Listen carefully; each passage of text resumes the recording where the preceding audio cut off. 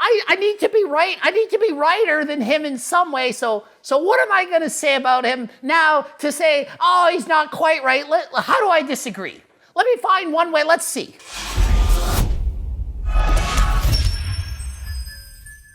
Coach Greg, and today I'm going to be responding to, yet again, Abbey Sharp. Y'all know it. I made a trilogy. It could have been a freaking documentary on Netflix. Well, she's at it again. Let's see the title of this video. Are these weight loss YouTubers' tips legit? I'm standing there in the middle flexing, so you know I'm going to be in the video. It's titled, Dietitian Reacts to YouTuber Weight Loss Videos, Sorting Through the Lies. Well, in the last video she did on me, she essentially said, don't listen to Coach Greg because he doesn't know what he's talking about. He's unrealistic. He's not good for social media. He's not good for the industry. And anyone, you're probably going to be triggered. He's a bad guy. Can't wait to see what she says about me today. So let's watch and find out. I think it's time to finally talk about losing weight. Yeah, it kind of is. I've been talking about this for years. But in Abbey Sharp's case, it's mostly, nope, you shouldn't focus on losing weight. You should eat what you want and just be happy. Love your body. What does Coach Greg say? For all these years, put the fork down, go for a walk, exercise, and stop making excuses. I'm gonna be looking at some of your favorite weight loss YouTubers and sharing some of the recommendations that I actually can support. Well, at least she had the decency to put me in the list of your favorite weight loss YouTubers. But before I get into it, I want to chat about my sponsor, Built Bar. Now, I have to be totally honest, I usually really don't like protein bars. Shocker, she doesn't like protein bars. Here's an ad for a protein bar because I'm getting a lot of money for a protein bar ad. Or you can get my freaking cookbook and make homemade protein bars. Oh, but Abby, Coach Greg probably eats protein bars all the time. Why would you do that? I don't like protein bars. But now, buy this protein bar. I eat protein bars every single day, usually 1 or 2 a day, homemade, because it's delicious. Takes away my cravings. And honestly, I would way rather eat a bowl of plain egg whites or chicken breasts for protein rather than flavored chalk. See, I think the disconnect with Abbey Sharp is she has horrible taste buds and doesn't understand what tastes good. Or, no, this is what I think. Abbey Sharp has never tried a recipe from my cookbook. See, this is the problem. She doesn't understand how ridiculously amazing these high-protein anabolic foods are. In fact, she doesn't even know what the word anabolic means. She never used to. Maybe she does now. But she doesn't get it. She doesn't get my diet. She doesn't see why it works for so many thousands of people, 2,500 testimonials. Clearly, they're not lying. It helped me lose weight, changed my life. It's amazing. That's Cookbook 1, Cookbook 2 is twice as good. So when they sent me these bars, I totally told my agent that I fully expected to hate them. And then I tried one, and then I tried another one, and another one. And then I developed a binge eating disorder. Yay, Abby, just because it tastes good doesn't mean I tried one and then another one and then another one. No, you need low calorie dense food so that you try one and it's delicious and you're satisfied. That's how my cookbook works. You don't need 17 different recipes before you're full. You eat one and you're full and happy and it's amazing. Abbey Sharp, you need to freaking try my cookbook. Then you'll be like, I get it now. Wow, the world needs to try this. That's just one bar. Imagine have a book with like hundreds of recipes. Just imagine what that can do for your freaking life to help you lose weight, stay on track, maintain gain. Finally, the last creator I'm pulling advice from today is probably going to turn some heads, mainly because my critique of his videos maybe was not super flattering. Probably just like moderately flattering. Maybe like not quite super amazing, not like the best in the world, like 90% amazing. So, shocker, Coach Greg, last but not least on the list, let's talk about Coach Greg's dieting behaviors and advice. However, as I mentioned in that video, I do think that Greg Doucette knows his stuff. In his video, Do These Every Day to Help Lose Weight and Keep It Off Permanently, he prefaces his list by suggesting that success is not dependent on you doing all the things, but even just incorporating a few can play a role in meeting your goals. So interestingly, when she watches an entire video from Coach Greg and doesn't just cherry pick the parts where I scream, like where I say you're a moron or an idiot and stuff like that, and I actually give you the advice, when she actually listens to it, it makes sense. And you know what? A lot of people feel like Abbey Sharp. They watch one of my videos, see I'm screaming, think I'm a bully. They don't think I'm actually giving quality information, that I actually care and I'm trying to help you. Yes, yes, yes, yes, yes, yes. Yes, yes, yes. Yes, yes, yes. Did that just get a little intimate? What just happened there? Yes, yes, yes. To not taking on too much too fast. I'm getting a little uncomfortable. Not too much too fast. Yes, yes, yes. Not too much too fast. An all or nothing approach is, in my opinion, just not compatible with long-term success. Absolutely all or nothing. You don't want to go all in or all out. You want to have balance somewhere in the middle. You want to be able to eat the foods that you like sometimes and have balance. It's not about, I'm either on a diet, I can't eat anything chicken, broccoli, and rice, or I'm off the diet, it's all freaking Wendy's and McDonald's. No, it needs to be somewhere in the middle, some balance. That's what I've always preached. I know if you go all in too hard on a diet, it's not going to last. You might do it 4 weeks, 6 weeks, 10 weeks, whatever. Not going to last. You're going to rebound, gain the weight after. It's not about getting to your dream physique. It's about getting halfway there. So he suggests things like eating more fruits and veggies, lifting weights to build metabolically active muscle mass, drinking more water, eating regular meals and snacks, getting in satiating protein, and avoiding overtraining.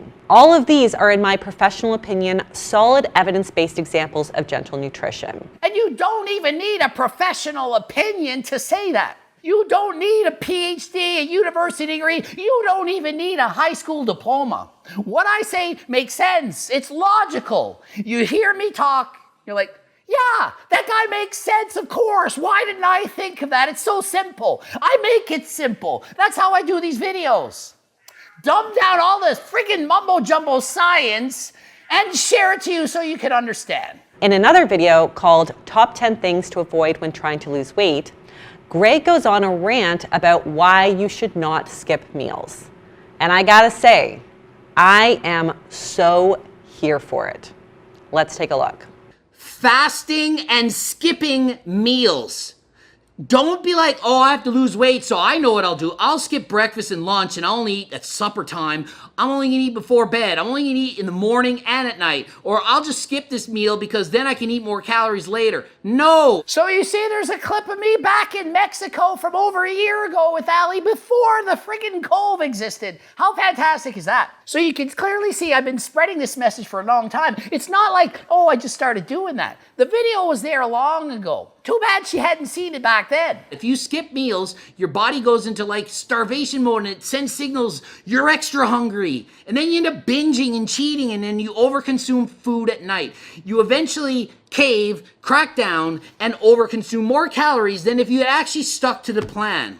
Yep, that again is why I always say one of the best predictors of a binge is restriction. So Abbey Sharp clearly agrees with me. You shouldn't be restricting food and say, oh, I'm gonna skip this meal, I'm gonna fast, I'm gonna do this, and then I'll eat all my calories later. Nope, doesn't work. Ghrelin comes for you, start punching in your face, making you hungry. So all you people, oh, no, I've skipped breakfast and lunch and I eat all my calories later.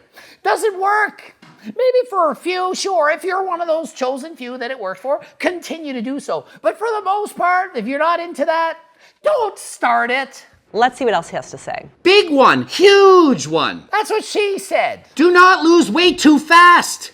So many people, they'll start a diet and they'll lose like 25 pounds the first month.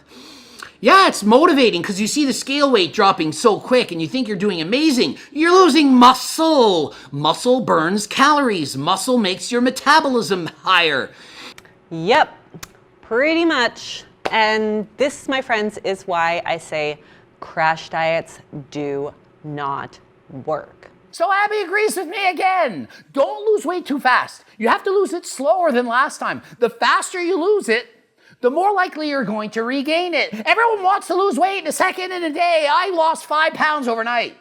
No one wants to hear it's going to take you several months to lose that weight. You want it now, but that's not how you get it. If you lose weight too quickly, your metabolism will in fact slow down, and it'll make it harder to lose weight in the long run. You don't want to do that. Plus, you're going to get hungrier, you're not going to stick to the diet, and you're not going to be happy. Let's see what else. Eating too strict. Cutting out food groups and stuff, going keto, saying, oh, I can only eat chicken, rice, and broccoli, chicken, tilapia, and some fish. And cutting out all sweets, all junk, all yummy, delicious foods in your whole life. That doesn't work long term. It might work short term. If you have extreme discipline, you might be able to follow that diet for a little while. I could probably do it, but I'm very, very motivated to reach my goals. But even I wouldn't want to do it long term. Why do that when you can have balance? Balance is not all or nothing. Balance is eating healthy, but still having some foods you like. Okay, so I want to preface this by saying, why didn't she just watch this freaking video in the first place and do a review of me on this video alone? So she keeps picking every tip I made in this video, and it's like, yeah, Coach Greg is great. It's such great advice. Oh my goodness, it's Coach Greg. It's amazing. This is great advice. Listen to him. But yet in the past, she made a video saying, don't listen to him. Why didn't you just go with the listen to him? You know why?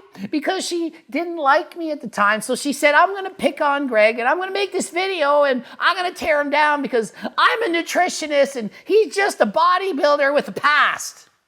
That's what happened. She didn't like the way I said things, so she said, I'm going to make a negative video. Now she's like, I can only hold on to that for so long. He clearly knows what he's talking about. He probably knows more than I do about what he's talking about. I'm just going to agree with everything he says now. And how can I disagree with anything? Well, I need to be right. I need to be righter than him in some way. So what am I going to say about him now to say, oh, he's not quite right? How do I disagree? Let me find one way. Let's see. So I want to preface this by saying, Greg and I may have different ideas about what constitutes fun foods and balance. Pretty sure everyone can agree. Chocolate bars and ice cream, fast food, pizza, burgers, and fries, all is the fun food. I don't think we have a different opinion on the yummy deliciousness that everyone wants to eat. Everyone wants to eat the same yummy deliciousness. Maybe it changes from person to person, their favorites. One person likes ice cream, the other one's like, no, I like more of the candies. No, I want more of the cookies. I'm more into the chips. But we all know what the fun foods are. So no, I don't think we have a different opinion on what the fun foods, delicious foods are. So while egg white French toast and anabolic ice cream and popcorn may be fun for Greg, for others, they may just be kind of like healthified versions of junk food. Still tasty and fun, but potentially not a full replacement for moderate portions of the real deal. So Abby, here's the thing. Of those 3 items, most people would like one of them. For sure, most people would like one of them. Not everyone, that's correct. You named 3 things. Have you seen Cookbook 2.0? So ask yourself this, Abby.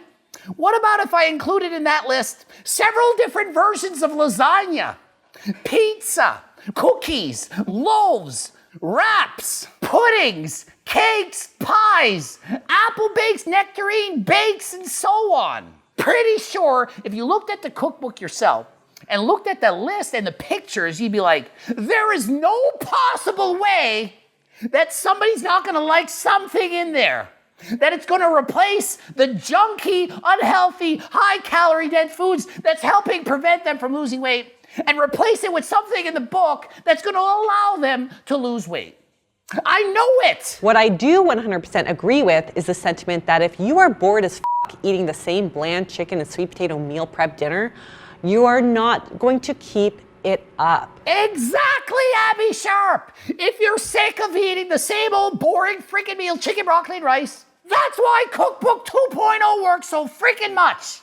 You will not be bored of your diet, you will not get sick of it, and you will be able to follow it for the rest of your life.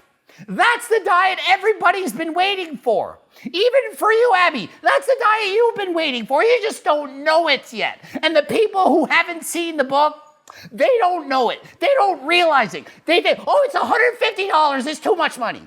Are you kidding me? To solve your problems with obesity, to lose weight, to be able to have a diet you can eat for the rest of your life?